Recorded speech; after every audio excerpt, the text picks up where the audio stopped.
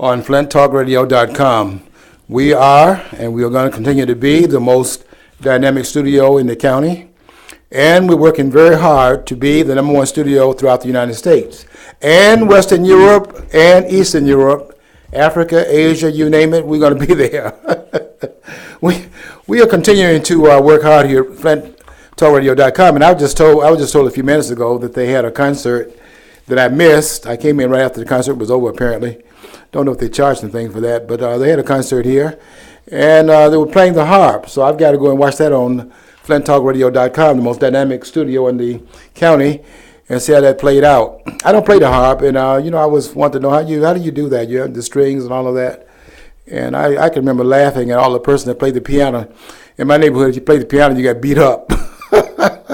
Now they're out there doing concerts and making all that money. So I think we should have probably paid more attention. We out there playing football, and none of us made it into the NFL. So we are here crying now because all the money's being made with the person who played the piano, and now they're doing concerts at the Metro Opera. Okay, well, we're going to talk about three things this afternoon. I've got to talk about the continuing travesty in Washington, and we're going to talk about that somewhat extensively this afternoon, and then we're going to talk about the situation going on in Nigeria, where I was. I think I was there last in 2009. I'm just concerned about what's happening over there in the northern part of Nigeria. So we'll be talking about that, and then I'll hopefully get around to talking about some things in the Constitution. But let's first of all talk about this ridiculous government in Washington, D.C. Folks out there in the listenership of flinttalkradio.com, what do you think about what's going on in Washington? And what are we going to do about our government? Or I should say the government, because this idea of government of the people, by the people, for the people, is left town, and we got to bring it back into town. But it's not existing in Washington right now because they're not listening to us. And if it were true that we have government of the people, by the people, and for the people, then they could not shut the government down without the people's involvement. And yet they are talking about doing that very thing in about 10 hours from now, because when the clock strikes 12, this is not the Cinderella story, when the clock strikes 12, we are at that point in government malaise, as if we don't have that when the government is open. But the government shutdown will take place at 12 o'clock tonight, midnight, and when that happens, I'm going to stay up tonight, because I want to find out if the sky, caves in, if Chicken Little, the story of the skies falling. I'm going to see if that's true tonight. I'm going to stay up and watch see if I can count the stars out there, if any stars fell from the clouds up there in the heavens. And if we're having just a tremendous loss because the government is no longer open. And I've been writing on my Facebook wall, those of you who've been following us on Facebook, I've been writing on my Facebook wall that my fear is not so much government shutting down, my fear is when the government is open. Because did we have the $16.7 trillion of indebtedness that we put off on our grandchildren and our grandchildren's grandchildren and their grandchildren when the government was closed or when the government was open? And all these other problems that have been created for the country, was that in fact done while the country was closed down, or was it when the government was open? It seems to me that the problem, rather than everybody pulling their hair out and running for the cover and the sky's going to be falling and woe is me and all these other stories, let's see what's going to happen here.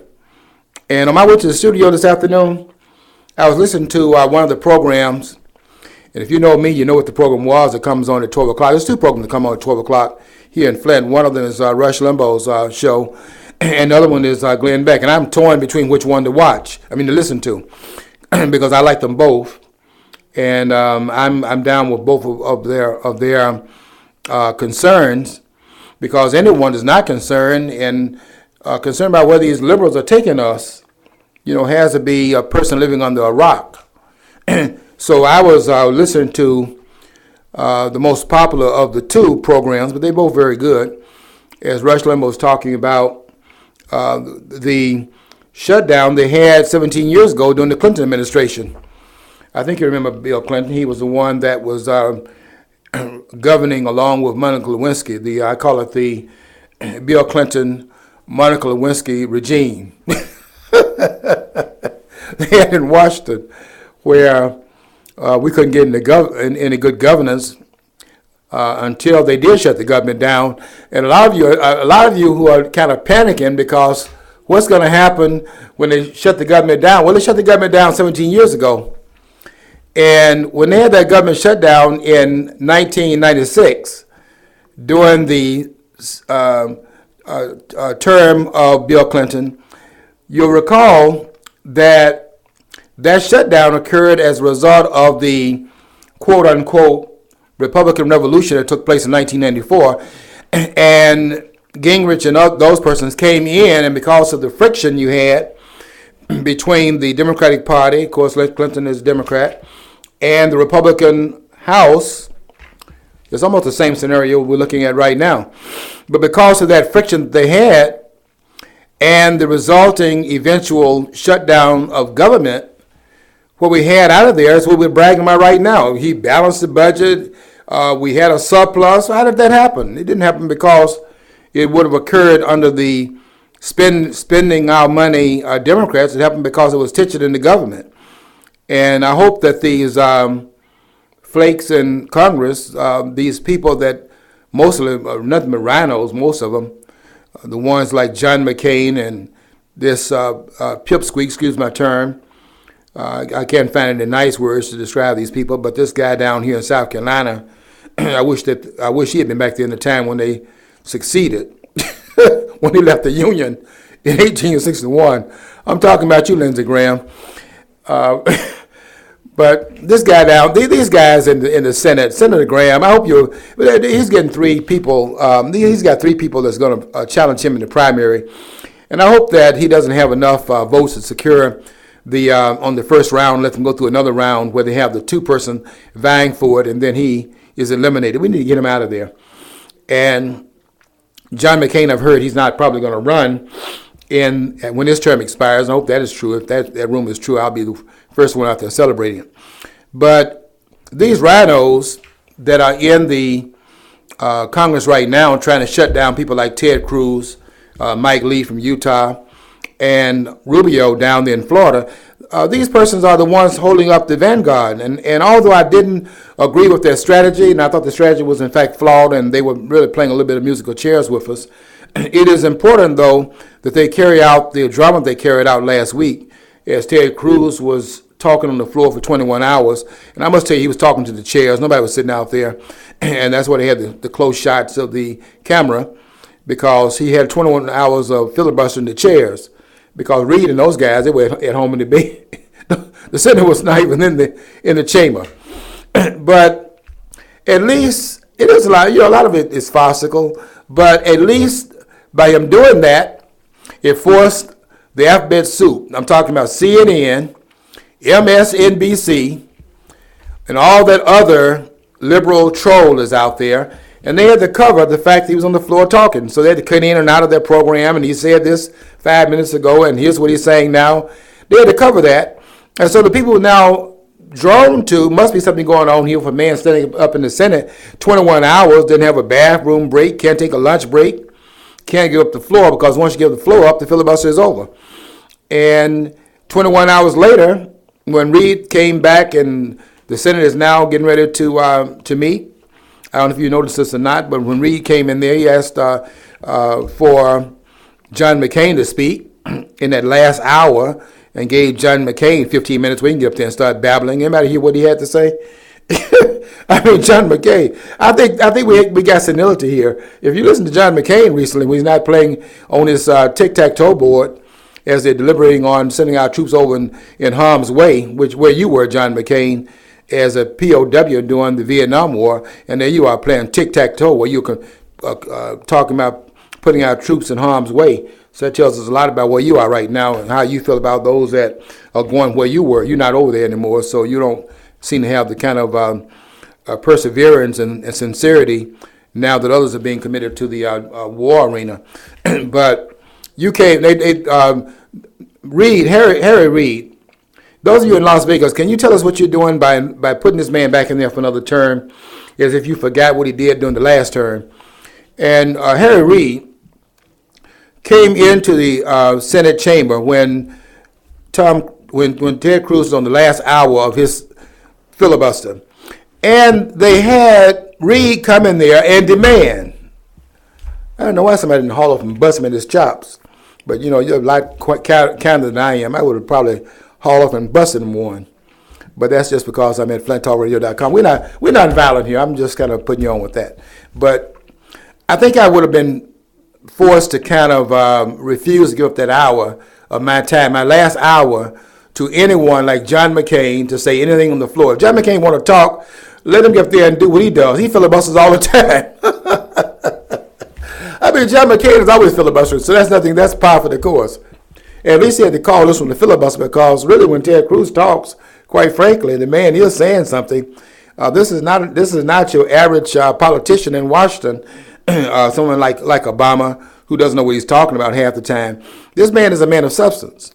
And anybody that listens to Ted Cruz and listens to Obama, it's like, kindergarten and then Harvard University. Maybe we ought to give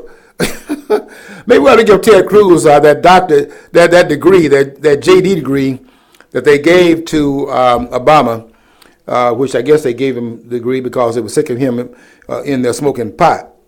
But he has,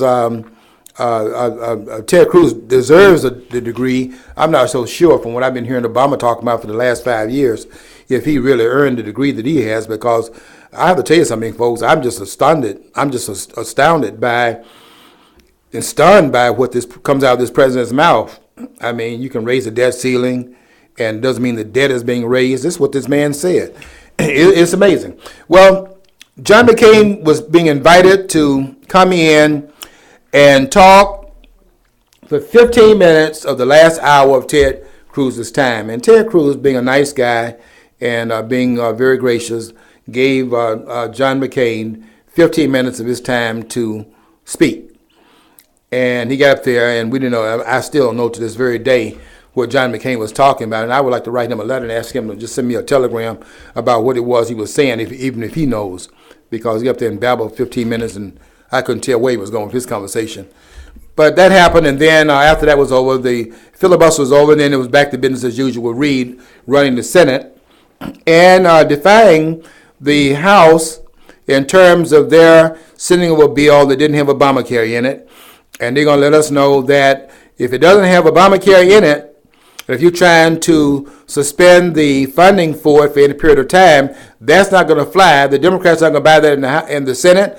And I bet you by golly, wow, we're going to put it in there, or we're going to have a crisis in government here. And then the Democrats have the nerve to say that if, in fact, there's an impasse, then it's the Republican Party that's shutting the government down. I hope you can figure that one out. Because if the Republican Party sends over a bill to the Senate under Article 1, Section 7, and putting the bill together that funds all aspects of the government except Obamacare, and then they say that we're going to put this in there, and if, this is what the Senate is saying, we put this in there, put Obamacare back in there as the program to be funded along with everything else that was sent over here, then if that is in fact rejected, then it is the Republican Party that is shutting the government down. If that makes any sense to you, I can tell you that it doesn't make any sense to me, because if you send a bill over that has everything in it to fund every aspect of the government except Obamacare, and they reject that and then send it back over with Obamacare in there, and you can't get an agreement going on, and you're saying they're not negotiating, then the government is being shut down, obviously and clearly, by the Democratic Party. I don't know why Obama can't figure that out, or maybe he doesn't want to figure it out. But if Obamacare is the stickler for shutting the government down or keeping it open, and everything else is in fact funded through the purse strings that are in fact controlled by the House of Representatives, based upon what is spelled out in the Constitution, Article 1, Section 7, I don't know why we can't put the blame where it belongs. And the president has said that he will not negotiate. And I find that very problematical because the same president is negotiating with Rouhani over there in Iran and doesn't have a problem negotiating with this terrorist government that's been killing American soldiers. I mean, you have to keep in mind Al Qaeda and those radical Muslim groups are financed by Iran. He can talk to the Iranian people. He can talk to the latest president installed by the mullahs. Behind the president, the ones have not been changed. Yeah, they changed Ahmadinejad, but the ones in back of Ahmadinejad is the group of 3 mullahs who control the politics of Iran. So you can put a face on the president, you can change the president, and make it look like you changed something significant by putting the person in the forefront that comes across as more moderate. Anybody's more moderate than Ahmadinejad with the things he was doing. And you can sit down and talk, a call on the phone, have a conversation with Rouhani, and they're going to tell us that the president can't sit down and talk to a fellow citizen in another party that he doesn't belong to, and these are Americans that are representing a constituency in their own representative districts and their own states, and he can't be bothered to have a conversation with them, but can talk to a foreign source that is hostile to this country. That is almost unconscionable. It's certainly unbelievable to me that this president would stand up there and posture put himself in that particular place and have that kind of posture before the American people. It's absolutely incredible. And it's amazing that we have not had an outcry from the American people that we would not allow the president to treat foreigners better than he treats those who are part of the citizenry of this country that have a constituency that sent them to Washington to represent them in government. And I wonder if this president has seen the numbers that come about based upon the statistics of those that oppose Obamacare. Even constituents of the Democratic Party. I'm listening to what was said here by some of these unions, AFL-CIO, and in their meeting, and I don't know if it's a convention, but they had a meeting, and there was one person saying what Obamacare is doing to the workforce. It's creating a part-time economy and how it's hurting the working man and woman. The working class is being hurt. These are the constituents of the Democratic Party. These are their members that are screaming about Obamacare. It's not just the Republican Party. And I'm just amazed at the fact that the outcry that is occurring has not germinated enough among the American constituency where we out here saying unequivocally to the president that we're not going to stand for our president, the president of this country, not the president of Iran, that is in fact telling us that he's not going to have a conversation with the people who are representing the government of the United States. We're not talking about Rouhani in Iran. These are our representatives we sent to Washington to do the people's business. And they are negotiating on behalf of the American people who don't want Obamacare because they understand what Obamacare is. And we're going to talk about what the end, because I think we have to look at the end result of what is really going on here, because there's something in back of Obamacare that's not being discussed. And we got to talk about what is really behind it, because there's more to it than what may meet the eye at this point. There's some other things going on behind the scenes. You know what I've seen, too, out of this whole thing is from the liberals. I see that basically it's like they're insulted that you're not buying into the religion of Obama. You don't believe that you can clap your hands and believe in Obama. He's going to, I mean, and it seems to be the case. I mean, they have this like childlike, he's going to save us. I mean, I'm serious. It comes across that way. It's like you can't be critical of anything because he's your savior. Don't you know that? Yeah, that's like the Dorothy and the Wiz. You know, you click your heels and then magic occurs. You know, you're able to transport yourself into a different time zone and different circumstances. And everything changes, but it doesn't happen that way. And I just hope that we will have the Republican Party having the background to stand their ground. They're right on this issue. And we have got to understand that the American people want the Republican Party, no matter what they're saying in terms of these Democratic leaders like Reid and some of these others that we're talking about, the government shutdown will be on the Republican Party's back if the government shuts down is their fault. That's not what the American people are saying. Because the American people are saying that they are on the same side as the Republican Party on the matter of Obamacare. They don't want this bill passed. And a lot of them have already faced some of the consequences of it as the business community tries to get in a position to be ready for when it comes down the pike. They've already positioned the workforce so that the impact of Obamacare is minimized so it doesn't, in fact, fracture the business where they cannot, in fact, function in the long run. They've got to make preparation right now because a lot of what is, we don't know how is it going to be passed? Is it not going to be passed? There's a lot of uncertainty right now. But they've got to prepare for every eventuality. If it does pass, got to be prepared for it. And if it doesn't pass, you got to prepare for that also.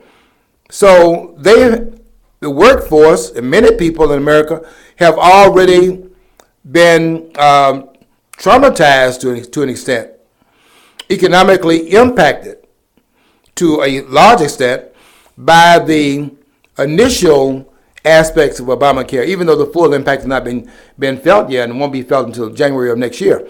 But what has been the impact of even the residual aspects of this law has been really consequential, even though the full impact has not yet been felt yet because we are not at the point of its full implementation. And that tells us a lot. If the peripheral aspects of this bill can do this kind of harm, we can imagine what the full impact is going to be when the full implementation is carried forward. And this train wreck that we are seeing coming down the line, we need not wait till we get there. We need to call a halt to it right now. And if the Republican Party is serious, we'll have that fight right now. But I see some holes already in the wall of what they're talking about doing as a way of fixing a problem temporarily. I heard on the way to the studio, as I was saying a few minutes ago, on the way to the studio, they're talking about, well, could we put enough money in the stream to keep it going for a week beyond this point so that we'll have the government not closed down and we're still negotiating and within a week we should have some answers and all of that. And really, what would be the trauma if the federal government was closed down? A lot of things go on automatically in the government. For example, those of you who are on Social Security, your checks, those things are in the computer, and that does not need to have all the manpower and woman power in Washington in order for the computer to kick out what it kicks out in terms of sending out those payments. Those of you on food stamps, which is doubled during this administration, that's still going to happen. You don't need to have those persons sitting at their desk in order to have that go on. Those names are already in the database, and that is kicked out also. The military, that 1.5 million service force that we have, those brilliant men and women who are defending this country and have stood up resolutely, even in the midst of all this nonsense coming out of this administration, have defended this country valiantly. They are going to be paid. There's a stipulation in the Congress passed unanimously that if a shutdown occurs, all of those persons will in fact still be paid out of the government largesse, and the treasurer will in fact make sure those payments are in fact made, and nothing will be missed as far as that is concerned. So I don't see what the panic button is about, except I do think government should panic, because if this shutdown is anything like it was 17 years ago when it happened under Bill Clinton, what we're going to find out is that we can do pretty much without the federal government. When it shuts down, there's not a whole lot that we miss in the shutdown of the government outside of the fact that they're not up there doing us in and passing all these ridiculous busybody kind of laws that frustrate the country and limit the possibility of recovery, because much what they're doing is putting regulations and chains on the economy and things of that sort. So that would be something that we could do without. Well, they're in the defense of the politicians, though, they have a timetable because those people who are paying them, who bought them, want something in return. So they don't want this. Let's face it. You think about Guido's bad from the the mob families. think about how these big corporations and stuff who bought and sold these politicians several times over again are going to feel when they don't get what they want. So, you don't want your congressman, senator, ended up with broken legs. So just go along and pass the stopgap measure, because you don't want them to have to face the heat from the guys who bought and paid for them. Yeah, the best Congress that money can buy and bought and paid for. I wish they would have an understanding that we bought them also with our tax money, and they ought to, in fact, represent us for a change because we're the ones that put them in office with our vote. But they can't. They seem like they have amnesia. They're whores in three-piece suits. That's what they are. They're well-dressed whores. They're well-paid whores, but they're still whores. Yeah, you understand what's going on, and so do I. I don't have any. I guess people have been reading my posts, and those watch the program here on FlintTalkRadio.com. You know how I feel about politicians. I don't have confidence in anything they say. When they start talking, I immediately get on guard to ferret out what they're saying and where the truth lies, because it's very seldom that which comes out of their mouth. And I am not at all deluded into thinking that we have understand government, because if we had understand government, we would in fact have a constitutionally restricted government that would in fact restrain itself on Article 1, Section 8 of the Constitution, which says that these are the enumerated powers, and beyond that you can't even go. Do you ever hear about the politician who was waiting for the returns on election night if he was going to get elected, and he watched and he finally came across that he won? So his wife was sleeping in the hotel room, and he woke her up, honey, I won. She was all groggy, she rubbed her eyes, she goes, honestly? He goes, well, let's not go into that. Okay. Let's not talk about whether it's an honest election or not. And chances are, it is a lot of pulling strings out there in the political arena, because let's face it, we are almost like the banana republic countries. We always talk about the elections down there in these third world nations, but we're not that far ahead. Maybe not, in some of them we're not ahead of, because we have the same kind of things that are going on here. I was listening, that's another thing, John. When I was coming to the studio, I was listening to the Attorney General, Eric Holder, and he's so bent out of shape because North Carolina said that it is going to require specific government-issued ID in order to go to the polls and vote. Now Eric Holder is so broken up because what that means is that they're going to restrict people from voting because they don't have any government-issued ID. Now, I don't know how they cash the welfare checks and how they get the food stamps and go down there and apply for unemployment benefits. I don't know how they do any of that, or they don't have any ID. How do you know the person is getting it? But they're so worries me. It's a burden that they can't overcome. And he's up here making this claim. It never dawns on Eric Holder and these others to make these wild, outlandish claims that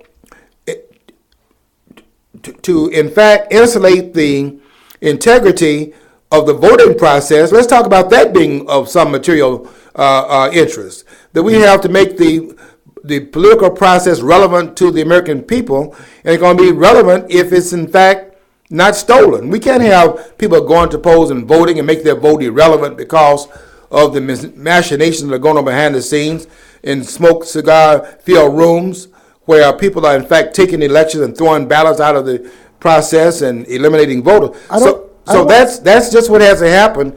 And Mr. Holder, who made made a fool of himself, quite frankly, but who wants to make it appear that this is about, what is this, the poll tax, the grandfather clause? I mean, these are things that prevent people from voting. No, it doesn't prevent people from voting. What it does is that it gives us a political process that has integrity to it. I don't see why the party of the who could do the extraordinary, like the Democratic Party, is so concerned about requiring ID. I mean, they can resurrect the dead to vote for them. So why is it requiring a picture ID so difficult for them to grasp? I mean, they can overcome that. They bring back the dead to vote for them. Yeah, I've read too many different reports about voting in this country, going back really to the third.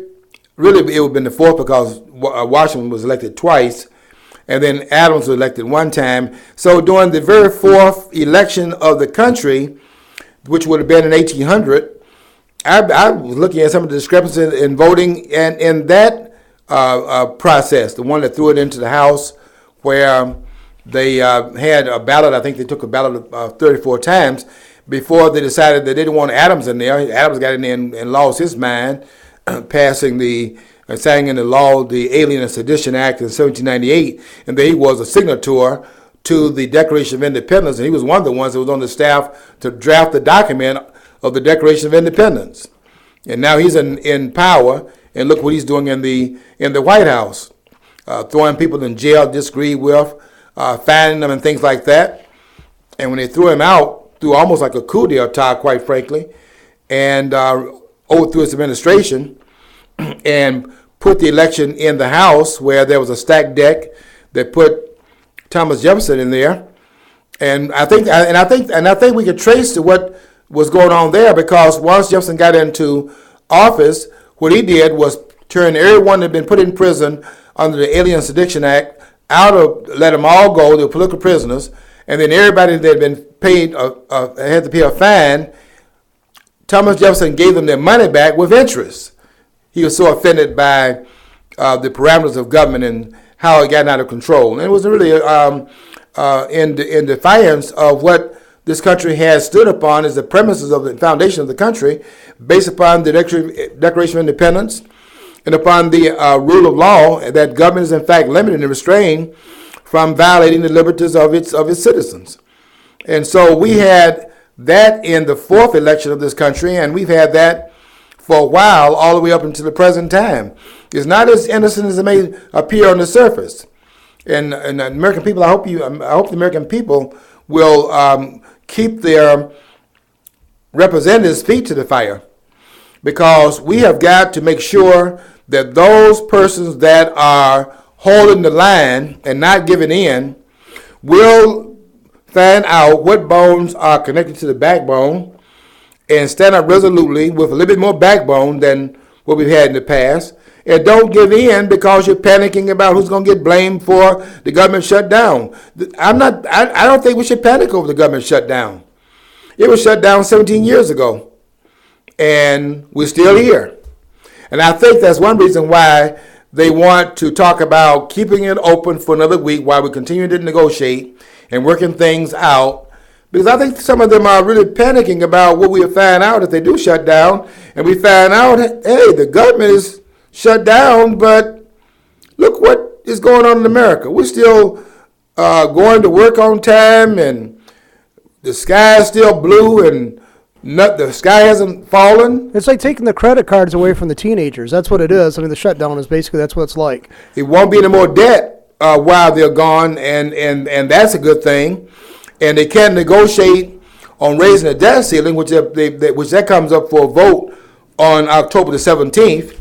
Don't forget about that vote. We get to hold the feet to the fire about 2.5 weeks from now when they stand up to try to raise the debt ceiling again, and we ought to have a fight over that.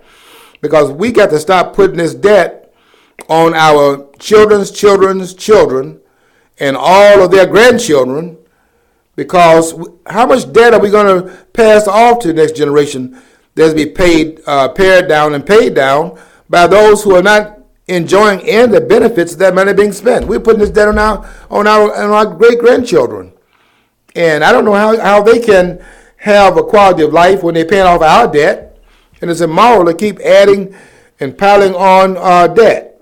And I have to hear this president talking about that he does not want to talk about negotiating over shutting the government down and then defaulting on our payment, which is what, $300 billion now a year just on servicing the debt, which stands at $16.7 trillion.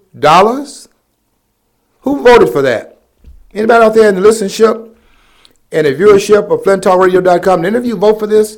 We have a $16.7 trillion indebtedness in this country. Did any of you, in fact, vote for that when you went to the polls to vote? You want your representative to just simply put your grandchildren in that kind of catch-22 situation? So when they come up and take their rightful place in society, what kind of country they're going to inherit based upon these kinds of conditions? It's immoral. Another thing is too, a lot of people make a big deal about Obama's vacations, and I think he's probably had more vacations than probably any other president I recall, but I didn't keep track, so maybe that's misguided because it's like something they can chew on, the press chews on.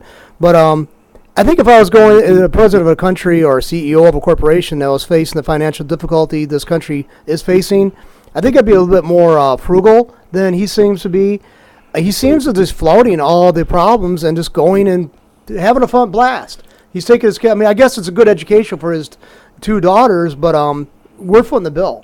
He said once before that his children won't have to worry about anything, and I think that's where the limits of his concern is. I don't think this president has a concern for the country, and it's painful to say that because this man is the leader of the United States, and through that, the leader of the free world, the leader of the world, quite frankly, because of the United States status throughout the world, or what the status once was before we got this disaster in the White House. But I don't think this president has a concern that we've seen through other presidents who might have been inept as this president is, but they had a genuine interest in fact of not injuring the country. I don't think this president has that concern. I don't think this president is actually bothered by the fact that there are certain things that are injurious to the nation's well-being. And it seems to me that some of it is in fact invited. And I think Obamacare is part of that invites this kind of downward movement of the nation. And I'm not the only one that's saying that.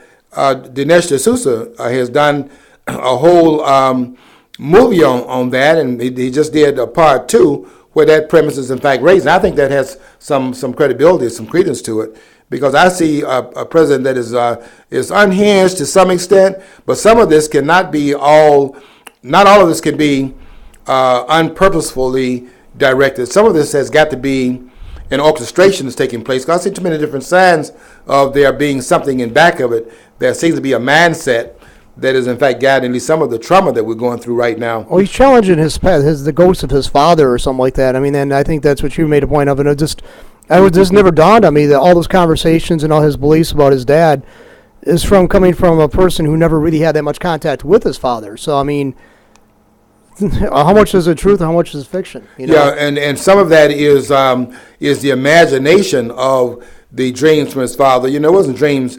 of his father, dreams from his father. So the inheritance has got to be distorted, because how would he have gotten into dreams directly from his father when his father is over in Kenya and he's in Hawaii somewhere, and then sometimes he's in, at some point from 6 to 10, he's over in Indonesia. These are imagined dreams from his father, but his father did have some anti-colonial, ideas, and some of that is part of the He's like Luke fantasy Skywalker. that he's created around his dad. He's like Luke Skywalker. Ben Kenobi visited him, and so did his father after he was gone. Maybe that's what he was visited by the spirit of his father after he was dead. Yeah, some of it is imagined. You have some of us have these imagined experiences. They've even put people under hypnosis, and they have been able to draw out experiences which were induced to show that you can actually believe that you have had this experience or you've had this dream, when it's really a superimposition based upon how the mind works. And there are people that have shown that to be true. And so this president absolutely does believe in some ways that these are dreams from a dad who was in fact absent in his life. I think he only saw his dad maybe twice. I think that's true. They only had contact with his father when he was of age on 2 different occasions. And how you could have the dreams from your father that you never had any constant contact with would be amazing, wouldn't it, in terms of being able to conjure up his thoughts and his vision of things based upon almost no contact, because 2 times out of how many years that you would have had contact with your father, and you have dreams from your father. These are imagined dreams, and maybe that's why it is this that I see I see a distortion in the consciousness of the president, and if that is really true, that is a distortion in his consciousness, then that would explain it, because some of that is in fact a mirage, and much of it is based upon fantasy. But this president has got to, in fact, understand that some things that he's doing up there, I mean, he's got to understand this. It couldn't all be that he's totally oblivious to it. Some of the things that he's actually doing, I think the president has to understand what is he that he's doing, because it's not Bush's fault anymore. And the things he kept saying was Bush was doing it we know that those are policies that Obama put in place, and those policies were not good for the country, but he kept on trying to act like he was not responsible for it. And even now, he's acting like the policies that's being put in place that his administration is responsible for. It's not him that's doing this. It's somebody else that's doing it. Well, wait a minute. I'm just going to channel from the Democrats. It is Bush's fault. It's still Bush's fault 5 years later. So the president get to jump over his own administration. 150 years from now, it's going to be Bush's fault, you know. I wonder how history is going to treat that first term of this president, where the president wasn't even acting in his own name. There was Bush up there who had gotten the president's body and had not been exercised out of his own inner self, and was in fact acting in Obama's name, and he had no control of what was going on here, because Bush had entered in his own space, internalizing himself in his own psyche. That would be a first in history. But that's what the president was telling us. And now that the president no longer can go through his own term and jump to Bush, now it's somebody else's fault. It's now the Republicans' fault. Not just Bush, it's all the Republicans now. Every one of the members of the Republican Party, with Ted Cruz taking the biggest of the hits. And then there's Mike Lee of Utah, and there's, as I said, Rubio down in Florida, and some of the others.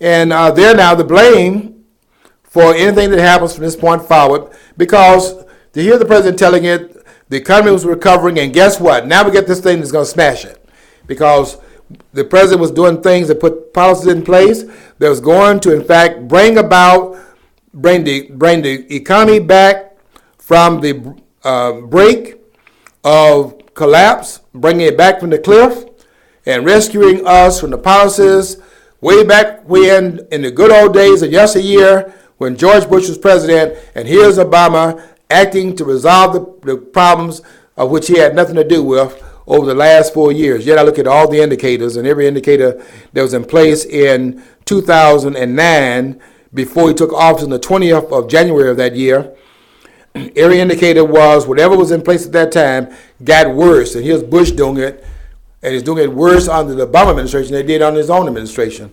So he was more dangerous out of office than he is in office. That's a first also in history. But we've got to get past some of the jargon, and now we'll watch what's going on over the next, really the next 24 hours. And I hope they don't make a deal where they're going to make some kind of they're going to capitulate to an extent and put something in place for a week so they can continue to negotiate. We don't need to negotiate. Both sides drew a line in the sand, and the Republican position is, in fact, legitimate, and it is reasonable, because you're funding every aspect of government but Obamacare, which you want to postpone for another year. And the president's done that for certain parts of his constituency. I mean, the Congress is not going to deal with this Obamacare. And what about some of the union members? What about the president and his family? They're not going to be facing that. I just got breaking news here from the Democrats. I'm on their mail list.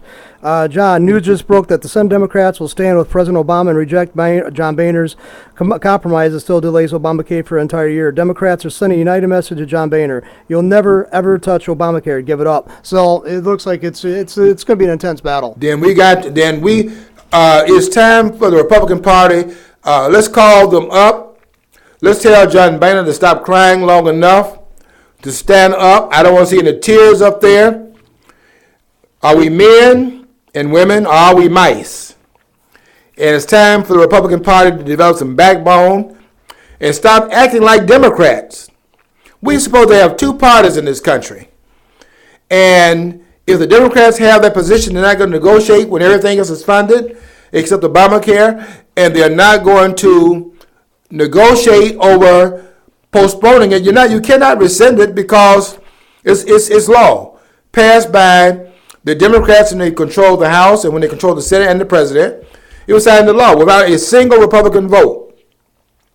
If they cannot negotiate over a postponement, not a repeal of the bill, which the Republican Party never signed in the first place, nobody voted for it in the Republican Party in either of the two houses, and if they cannot negotiate to just postpone it, not to repeal the bill, they can't do it. They can't do it anyway because the president wouldn't sign it. Even if they sent it to his desk, he wouldn't sign it.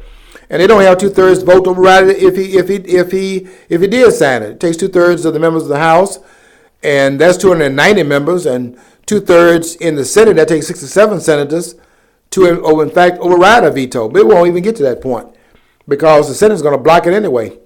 Reason not going to let it go that far. But they won't postpone Obamacare, which we know is a train wreck, for 1 year, and give to the American people what they've given to corporations, what they've given to their labor union constituents, and what they've given to themselves, because it doesn't apply for members of Congress. And it will not give it to the American people. Look, that's a fight we got to have. And if the government never opens up again, and if they default on their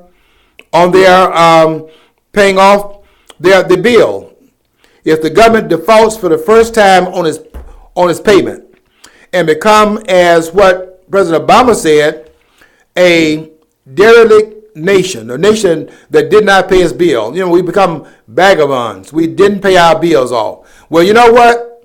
When you got almost a $17 trillion debt, you are a vagabond government. And it's only a matter of time where you will, in fact, get to a point where it won't be by choice, but you won't be able to pay your bill, not because you are derelict, but because you have an unsustainable economic road you're traveling down where you cannot sustain this, because at some point those economic chickens are going to come home to roost. And you're not going to be able to pay your bills because you're not going to have the money to do it. You've already got a deficit that is 113% over the GDP. The gross domestic product is about 15 plus trillion, and we have debt going on 17 trillion. So our national debt, that is what we admit to, and it may be more than that because we don't know how much is off the books, but what is on the books is $16.7 trillion, and our economy is only $15 trillion plus.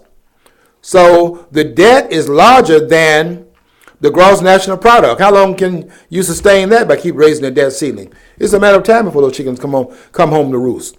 So we already a vagabond nation, and it's time for the members of the Republican Party to stand tall. Stop worrying so much about being reelected.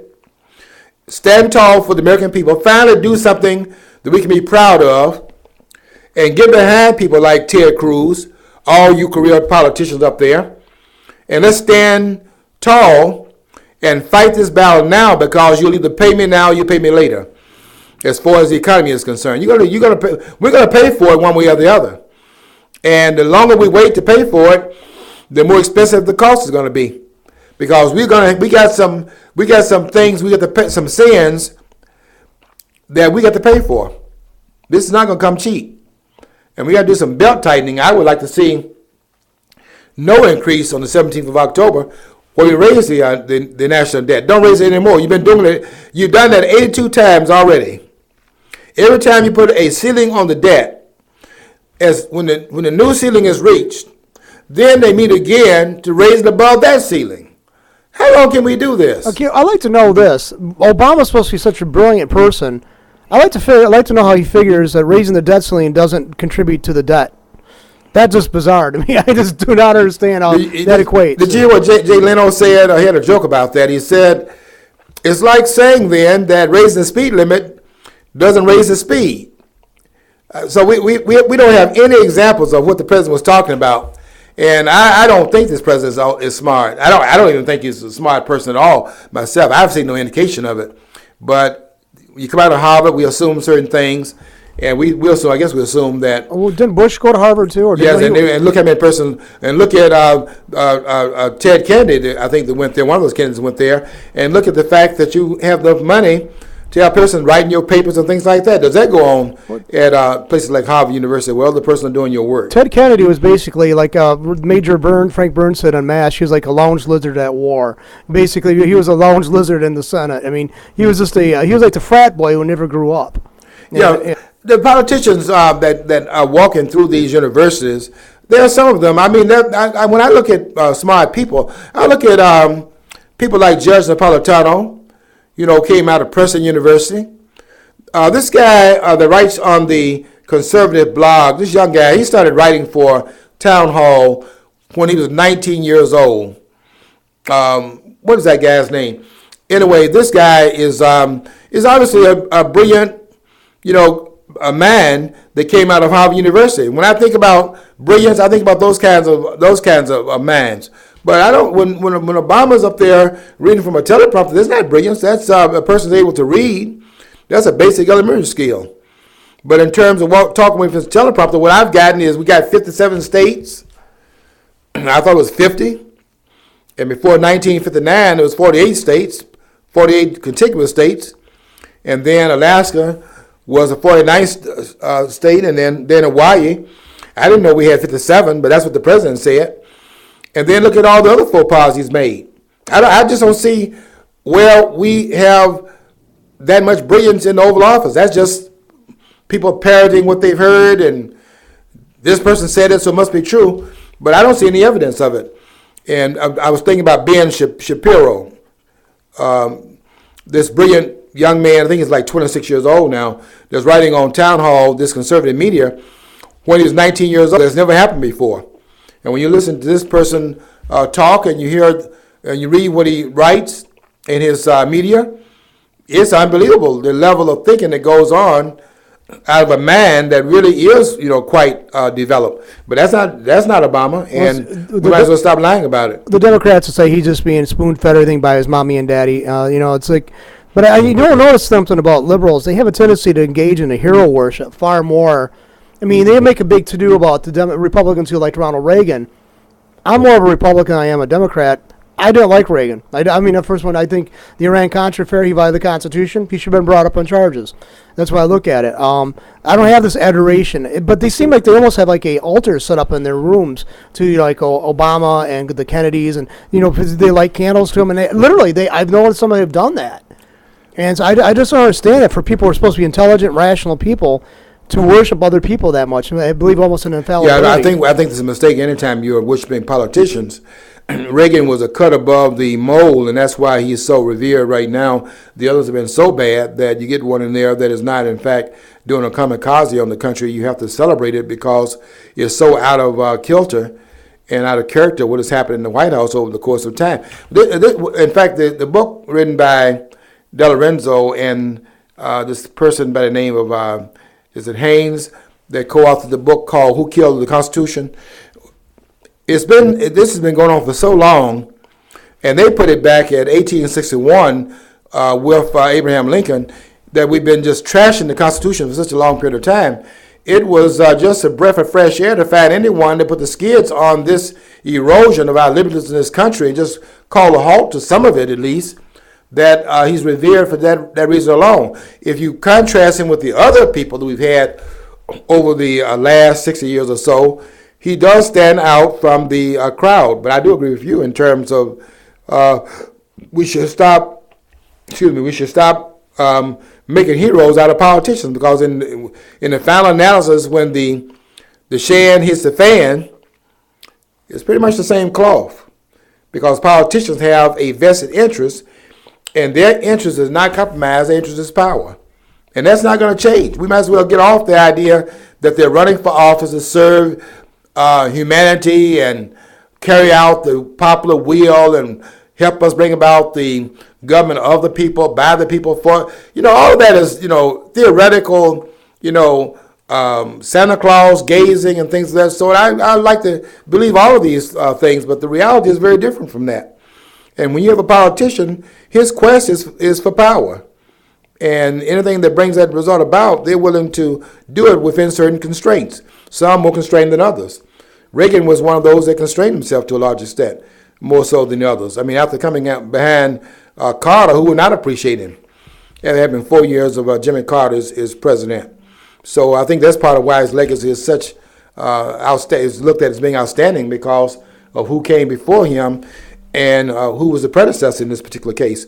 But anyway, we're just paying attention right now, because I think that we have got to understand that the fight has to be right now. This is a fight that's worth being involved in. And the American people are on the side of the Republicans, as quiet as this guy. You're not hearing that through the media. They're making it appear that if the shutdown occurs for doing the people's will, because most people want the Obamacare out of here because they see how it's impacting their jobs, what makes the Republican Party feel that if the government is shut down for doing what people also want to happen, get Obamacare out of here, the Republican Party is going to pay the price for it. They didn't pay the price for it in the midterm, during the Clinton administration, by them having shut the government down. It made the government, in fact, grow the economy. Those 20 million jobs they brag about, that 14 million jobs they brag about during the Clinton administration. I think they say 14 million jobs. I think it was 20 million under Reagan. Those jobs that grew during the Clinton administration, that's because the government was in fact constrained by this creative tension that we ought to have in government. Because if one party gets in there, you get Obamacare. And that's what's shackling the economy right now. If you had that tension at that time, you wouldn't have Obamacare right now. And we need to get it out of here at least for a year to let the country at least thrive enough to get beyond where it is right now, because we're stuck on empty right now in the economy. The economy is just going. We're just going straight downhill. We look at all the indicators, the food stamps, the number of persons in the workforce, which is the income, the average income of workers, which is $54,000 when Obama took office, is now like $50,000.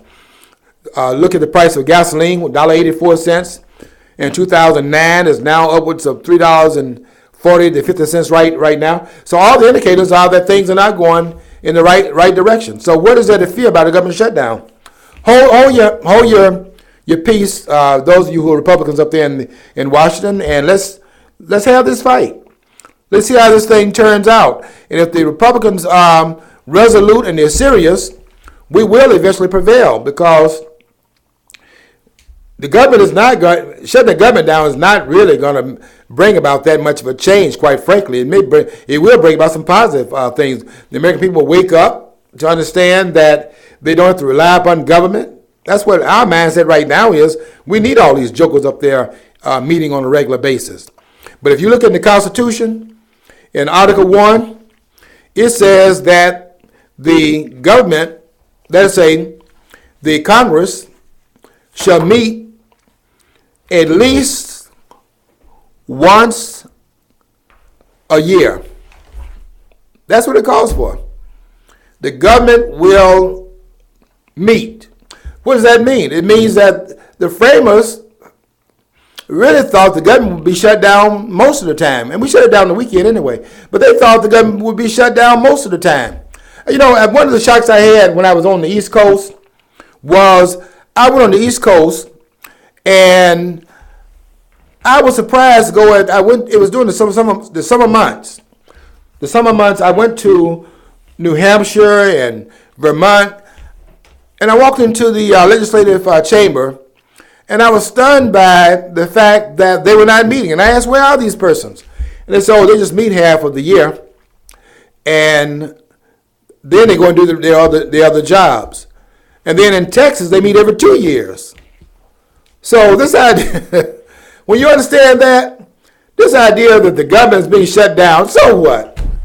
And I wish they shut it down just for the American people to see that when the government is shut down, that may not necessarily be a bad thing. It's when that meeting that we got all these problems. I mean, they met and we had Obamacare. And they act like the Obamacare walked itself on the books. Obamacare was put there by these officials who are making us believe that if they're not meeting, all of a sudden everything collapses and we implode because they're not up there sitting in those chairs. That's not true. And if they are closed down for a week, and I think they were closed down, 4 or 5 weeks in 1996. And if they're closed down, okay, so what?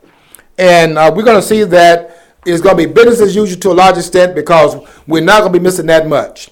Stay tuned. Keep watching the deliberations in Washington. Make your representative have some backbone. Don't forget to tell them that The thigh bone is connected to the backbone. That's a big bone in the thigh, so that the backbone can be strengthened. And stand up. Let's have this fight with Reed and those Democrats. And one of them has got to stand down. And the Republican Party is in the House where the purse strings are, and they don't need to blink in this case here. All right, until next week. Keep watching.